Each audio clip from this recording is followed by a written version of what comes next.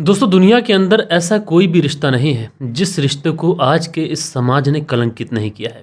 हमें आए दिन कुछ ऐसी घटनाएं देखने को मिलती रहती हैं जिसमें हमें अलग अलग रिश्ते को कलंकित होता हुआ देखते हैं। और आज की जो कहानी दोस्तों मैं आप लोग को सुनाऊंगा, इस कहानी के अंदर आप लोग एक ऐसे रिश्ते को कलंकित होते हुए देखेंगे कि जिसको सोचने और समझने की शक्ति आप लोग अपने जिस्म के अंदर से बटोर ना सकेंगे। ये पूरी कहानी दोस्तों मैं आप लोग को सिलसिलेवार तरीके से सुनाऊंगा, क्योंकि आज की इस कहानी के अंदर एक व्यक्ति की अचानक से मौत होती है। मौत के कॉज की बात करें तो पता ये चलता है कि इस व्यक्ति की धड़कन अचानक रुक गई, क्योंकि इसकी बॉडी के अलग अलग जो ऑर्गन्स थे वो एक ही समय पर फेल हो गए। अब दोस्तों जब पुलिस तक ये बात पहुंचती है और पुलिस जब खुलासा करती है तो पता ये चलता है कि इस व्यक्ति का तो पिछले 7 महीनों से मर्डर हो रहा है। अब ये कहानी सोचने और समझने में बड़ा अटपटी सी लगेगी कि आखिरकार 7 महीने तक किसी का मर्डर कैसे हो सकता है। लेकिन यकीन मानिए दोस्तों, जब मैं आप लोगों को ये कहानी पूरी सिलसिलेवार तरीके से सुनाऊंगा और इस कहानी के ट्विस्ट एंड टर्न्स को आप लोग समझेंगे तो आप लोग अपने कानों पर हाथ रखेंगे। और ये पूरी कहानी मैं आप लोग को सुनाने वाला हूँ, लेकिन उससे पहले आप सभी लोगों से रिक्वेस्ट है कि नया चैनल है, आप लोग अपना प्यार दिखाएं, सपोर्ट दिखाएं, चैनल को सब्सक्राइब करें। ट्रू क्राइम सफ़र जो हमारा पहले वाला चैनल है उसको तो आप लोग अच्छा भरपूर प्यार देते ही हैं, इसलिए जो हमारा ये चैनल है हिंदी डॉक्यूमेंट्री, इसको भी आप लोग उसी तरीके से प्यार दीजिए जिस तरीके का प्यार हमें आप सेकंड चैनल पर देते हैं, यानी पहले वाले चैनल पर देते हैं। बात करें दोस्तों आज की इस कहानी की, तो आज की इस कहानी की शुरुआत होती है मुंबई से। और इसी मुंबई के अंदर एक इलाका लगता है सांता क्रूज़ इलाका। और ये जो सांता क्रूज़ इलाका है यहीं पर एक परिवार रहा करता है। इस परिवार के जो मुखिया हैं कमलकांत शाह, उनके साथ में उनकी पत्नी काजल शाह और उनके 2 बच्चे। कमलकांत शाह के साथ में उनकी माँ भी रहा करती थी। लेकिन साल 2022 में अगस्त के महीने में उनकी बॉडी के मल्टी ऑर्गन्स फेल होने की वजह से सडन उनकी मौत हो जाती है। अब परिवार में कमलकांत शाह, उनकी पत्नी और उनके 2 बच्चे रह गए थे।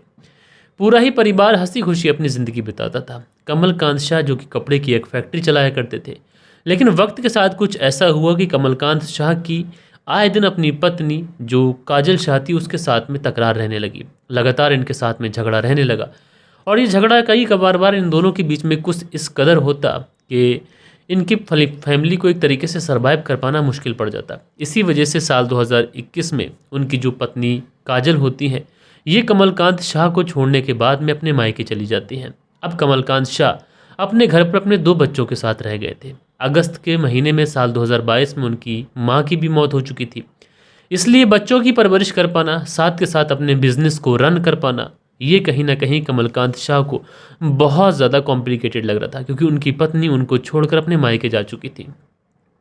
लिहाजा कमलकांत शाह की ये पूरी कोशिश रहा करती थी कि वो किसी तरीके से अपनी पत्नी को मना सके। इसलिए कई बार वो जाते, अपनी पत्नी से कहते कि तुम हमारे बारे में ना सोचो भले ही, लेकिन कम से कम अपने 2 बच्चों के बारे में सोचो। उनका भी फ्यूचर है, उनकी भी ज़िंदगी है।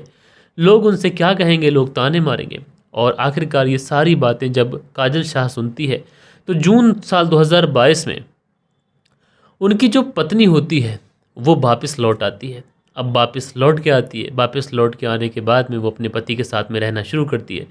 लेकिन काजल शाह इसलिए लौट कर नहीं आई थी कि वो अपने पति के साथ में अपनी ज़िंदगी को बेहतर बना सके, बल्कि वो इसलिए लौट कर आई थी कि कम से कम उसके बच्चों की अच्छे तरीके से परवरिश हो सके। क्योंकि यहाँ पर काजल शाह और कमलकांत शाह का ये मानना था कि अगर हम दोनों साथ में रहेंगे, भले ही हम दोनों के बीच में कुछ भी ठीक ना हो, लेकिन कम से कम इस वजह से हमारे बच्चों की अच्छे से परवरिश हो सकती है। बच्चों को माँ और पिता दोनों का प्यार मिल सकता है। और शायद ऐसा हो कि हम दोनों जब साथ में रहें तो बच्चों को प्यार करने की वजह से हमारे बीच में जो मनमुटाव है वो भी दूर हो जाए। लेकिन दोस्तों इसके बाद में ये दोनों पति पत्नी एक साथ रहना तो शुरू करते हैं, लेकिन उसके बाद में एक तारीख आती है 24 अगस्त साल 2022। और 24 अगस्त को अचानक से कमलकांत शाह के पेट में ज़ोरों का दर्द उठता है। वो इस बारे में अपने फैमिली डॉक्टर को बताते हैं। फैमिली डॉक्टर उन्हें कुछ दवा दे देते हैं, लेकिन उस दवा से भी उन्हें कोई आराम नहीं मिलता है। उसके बाद में उन्हें मुंबई हॉस्पिटल में लेके जाया जाता है और वहाँ पे ले जाने के बाद में इनके ब्लड टेस्ट वगैरह कराए जाते हैं कि क्या बात है क्या नहीं। अब जैसे ही दोस्तों इनका इलाज चल रहा था, क्योंकि इलाज इनकी जो तबीयत थी लगातार बिगड़ती चली जा रही थी, और उसके बाद में 19 सितंबर वाले दिन कमलकांत शाह की इसी हालत में तड़पते हुए मौत हो जाती है। उधर ब्लड टेस्ट हुए थे, ब्लड टेस्ट की रिपोर्ट आती है और उन ब्लड टेस्ट की रिपोर्ट को देखने के बाद में डॉक्टर्स भौचक्के रह जाते हैं क्योंकि उन्होंने अपनी ज़िंदगी में ऐसी रिपोर्ट्स आज तक नहीं देखी थी। दरअसल जो ब्लड की रिपोर्ट्स आई थी मौत के बाद में, उस रिपोर्ट्स में ये मेंशन था कि इनके जिस्म के अंदर जो धातु होती है उसकी संख्या बहुत ज़्यादा बढ़ गई है। यानी ANC 400% से बढ़ गया है, TLM भी कई गुना बढ़ चुका है। और ANC और TLM अगर इतनी मात्रा में बढ़ जाए तो ये इंसान के लिए साइलेंट जहर का काम करता है। अब ये मामला जब वो देखते हैं तो इस मामले को उन्हें काफ़ी ज़्यादा गंभीरता से लेते हैं। वो सोचते हैं कि अगर इस मामले की जांच कराई जाए तो हो सकता है कुछ पता चले, क्योंकि किसी भी व्यक्ति के अंदर ANC और TLM सामान्य अवस्था में इतनी ज़्यादा तादाद में नहीं बढ़ते। लिहाजा उसके बाद में ये जो डेड बॉडी थी सीधा पोस्टमार्टम के लिए भेजी जाती है। अब ये जो केस था साइलेंट तो काफ़ी ज़्यादा था, लेकिन इस केस के अंदर गहराई काफ़ी दिखाई पड़ रही थी। इसलिए ये जो केस था पुलिस तक पहुंचता है और पुलिस के ज़रिए से ये जो केस था अब मुंबई की क्राइम ब्रांच के पास पहुंच जाता है, ताकि इस केस के अंदर जो गहराई है उस गहराई में उतरकर मुंबई की क्राइम ब्रांच इस पूरे केस का खुलासा कर सके, क्या यह मर्डर था या फिर कुछ और। अब दोस्तों इस पूरे केस को सुलझाने के लिए जो क्राइम ब्रांच की टीम होती है, सबसे पहले ये जो कमलकांत शाह थे उनकी बहन से बात करती है, कविता से, उनसे पूछताछ करती है और साथ के साथ काजल शाह से भी पूछताछ करती है जो कमलकांत शाह की पत्नी थी। कमलकांत शाह की पत्नी काजल शाह बताती हैं कि अचानक से उनके पेट में दर्द उठा। हम लोग उनके फैमिली डॉक्टर को बुला के लेके आए, उन्होंने कुछ दवा दी, लेकिन उस दवा से भी कोई आराम नहीं मिला। उसके बाद हम लोग मुंबई लेके आए ताकि इनका इलाज अच्छे से कराया जा सके, लेकिन यहाँ पर उनके ऑर्गन्स फेल हो जाते हैं, जिस वजह से उनकी मौत हो जाती है। उसके बाद में कविता से पूछताछ की जाती है तो कविता यहाँ पर कुछ बातें पुलिस को बताती है, जिससे पुलिस को कहीं ना कहीं काजल शाह के ऊपर डाउट तो होता है।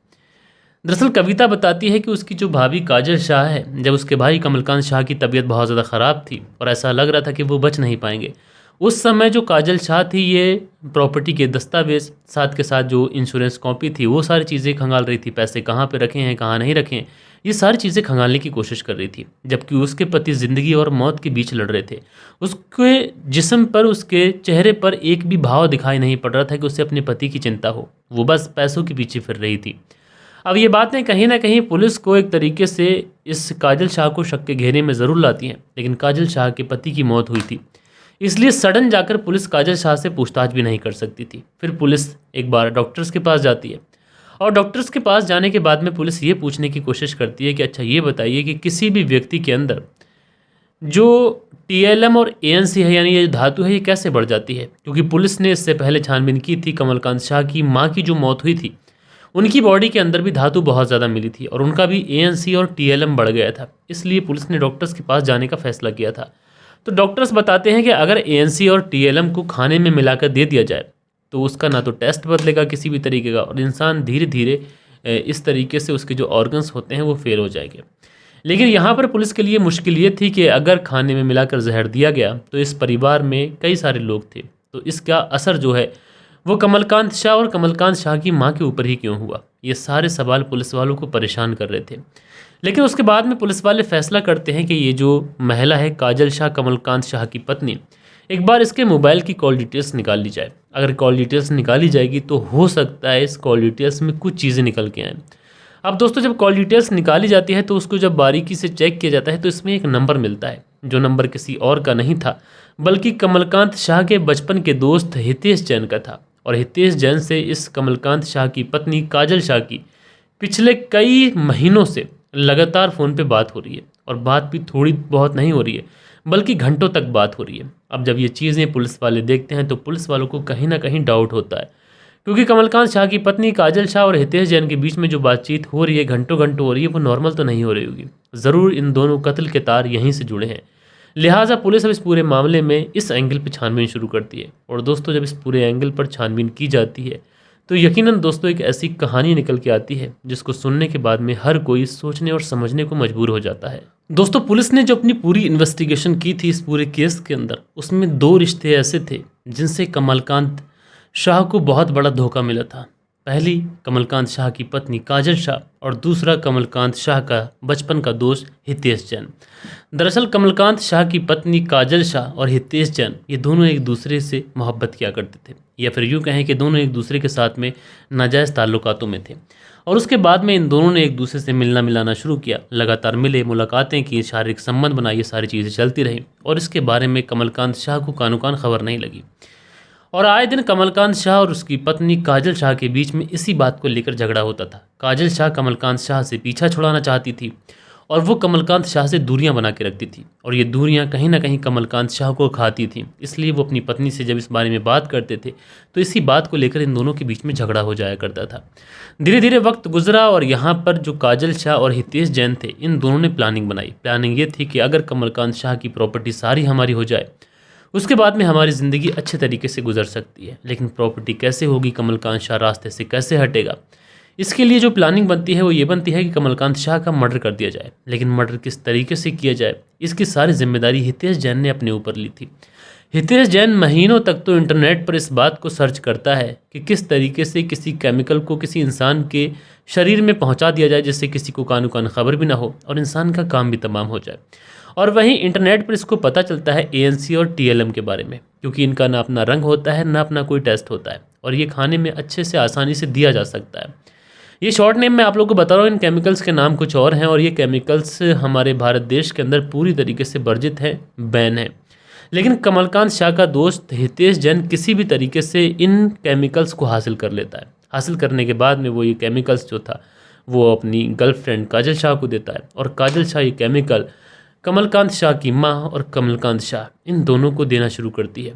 और दोस्तों यही इनकी एक शुरुआत होती है और पिछले 7 महीनों से लगातार वो ये केमिकल्स इन दोनों माँ बेटों को दे रही थी। अब चूँकि माँ बूढ़ी थी तो उसके ऊपर जल्दी असर होता है और 1 महीना पहले माँ की मौत हो जाती है और दूसरे महीने में आकर यानी 1 महीने के गैप में उनके बेटे कमलकांत शाह की भी मौत हो जाती है। दोनों ही मौत का पैटर्न सेम था, दोनों के ही मल्टी ऑर्गन फेल हुए थे और इसी वजह से पुलिस को कहीं ना कहीं शक हुआ।